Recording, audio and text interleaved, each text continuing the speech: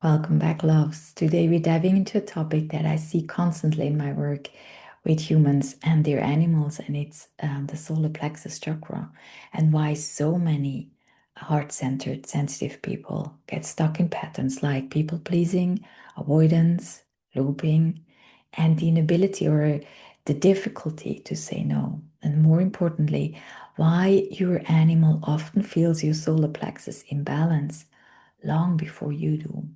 And this is one of the most powerful places where emotional mirroring and soul contracts show up. So, if you've ever wondered why your dog becomes extra protective, why your cat suddenly tests boundaries, or why your animal seems anxious when you feel overwhelmed, this video will make so much sense. So, let's begin. The solar plexus chakra or manipura sits just beneath your ribs.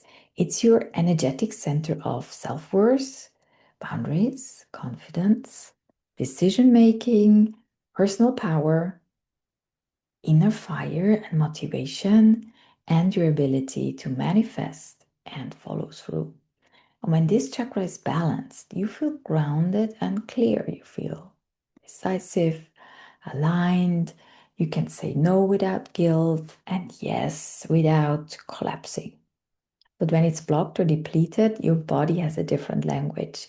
Then it's your nervous system that speaks. And you might feel that with tension in your stomach, fear of being judged, difficulty to make decisions, procrastination, looping, avoidance, or saying yes automatically, and of course, the feeling responsible for everyone's emotion. And if this feels familiar, you are not alone. Most sensitive people learned early in their life that shrinking was safer than shining. And the solar plexus remembers all of it. And people pleasing isn't a personality, it's a survival strategy. The solar plexus often carries memories of times when, like, your needs were minimized, boundaries led to conflict, or being good was rewarded, or speaking up led to shame or was shamed. And when your inner truth, came with consequences. And then the body associates personal power with danger. It protects you by over accommodating, collapsing under pressure, struggling to say no, and looping on decisions and manifesting from the mind while the body says it's not safe. The body says no.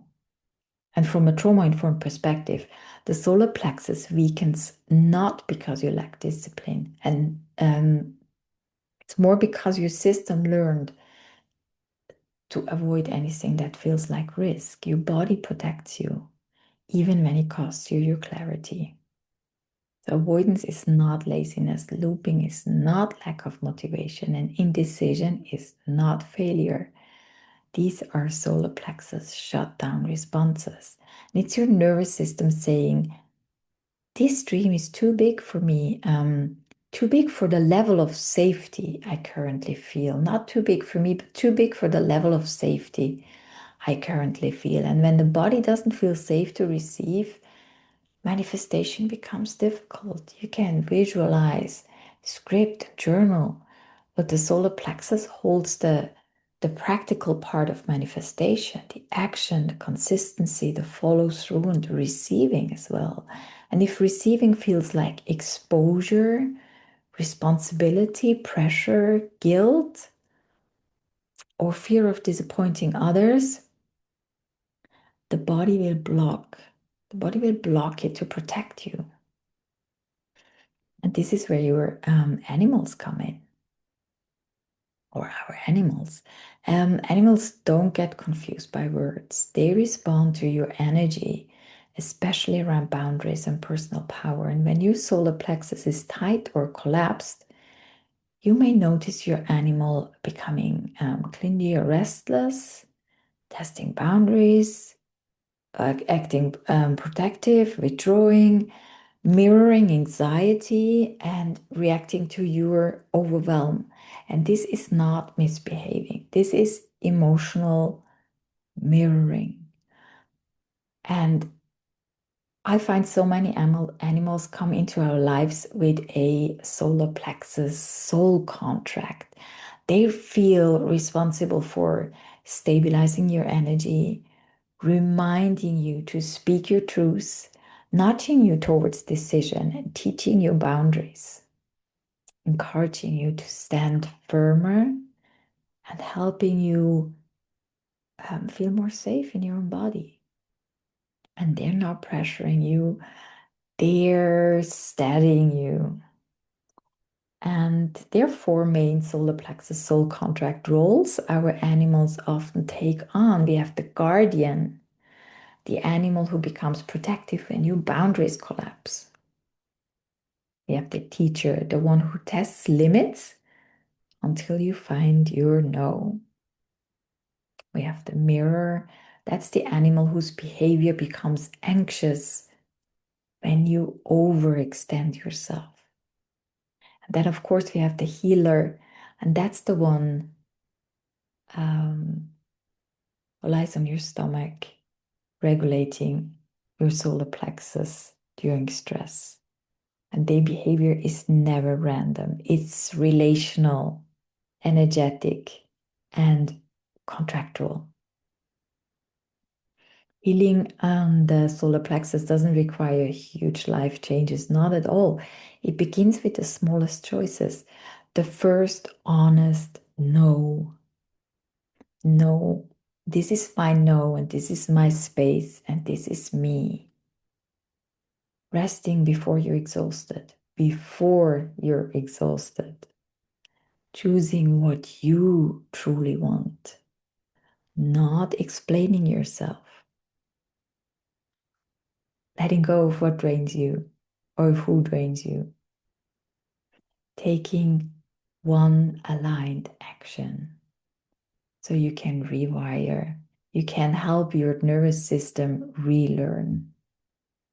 And then the healing looks like breathing more naturally into your belly, releasing stored anger in a safe way, softening perfectionism, micro actions towards self-care, but continuous one, and allowing yourself to want more.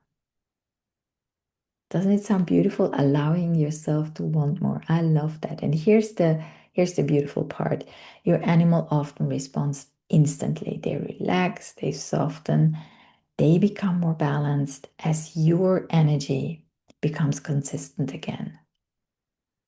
So many of us learned that power makes us unlovable, that boundaries make us difficult, and that authenticity makes us unsafe.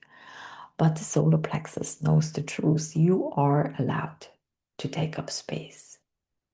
You are allowed to follow your own path. You are allowed to stop shrinking.